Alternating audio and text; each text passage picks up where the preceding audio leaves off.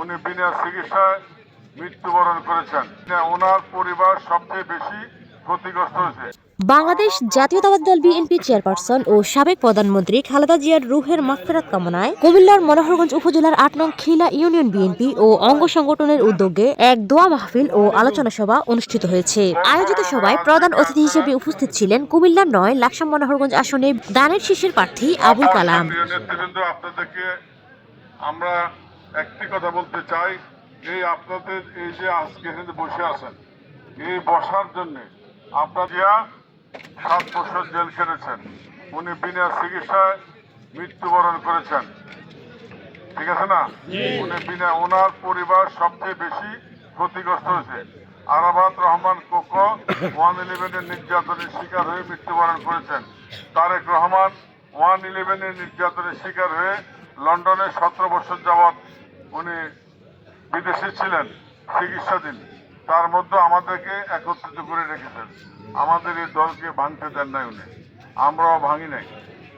এই যে এত হামলা মামলা নির্যাতনের পরে আপনারাও শিকার।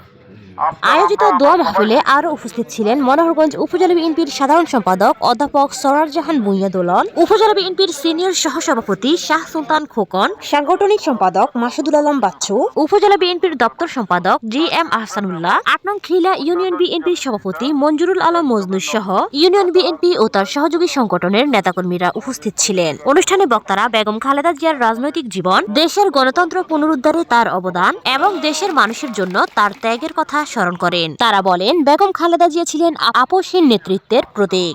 দেশের স্বাধীনতা, সার্বভৌমত্ব ও গণতন্ত্র রক্ষায় তিনি ইতিহাসে চিরস্মরণীয় হয়ে থাকবেন।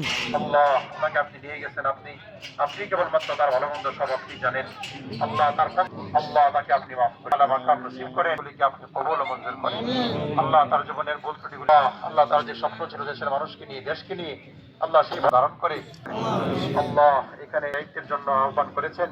আল্লাহ ইচ্ছা করেছেন আমাদের আবুল কালাম ভাই ওনার কাঠিকে আমাদের সবাইকে ভালোবেসে ঐক্যবদ্ধভাবে গড়ে তোলার তৌফিক দান করে। আল্লাহ আমাদের আল্লাহ বহির্বিশ্বের সকল ষড়যন্ত্র থেকে আমাদের এই মাটিকে আপনি হেফাজত করেন। আল্লাহ মরহুমা আল্লাহ বেগম জিয়াকে আপনি মাফ করে দিন। আল্লাহ স্বামী স্ত্রী দুজনকে মাফ করে দিন। এই দেশের জন্য যারা কাজ করেছেন আল্লাহ শহীদ ওসমান হাদিকেও মাফ করে দিন। আল্লাহ আমাদের সকলকে দেশের জন্য আল্লাহ উত্তরভাবে কাজ করার তৌফিক দান করেন। সাল্লাল্লাহু তাআলা আলা খায়রি খালকিহি মুহাম্মাদি ওয়া আলা আলিহি ওয়া আসহাবিহি।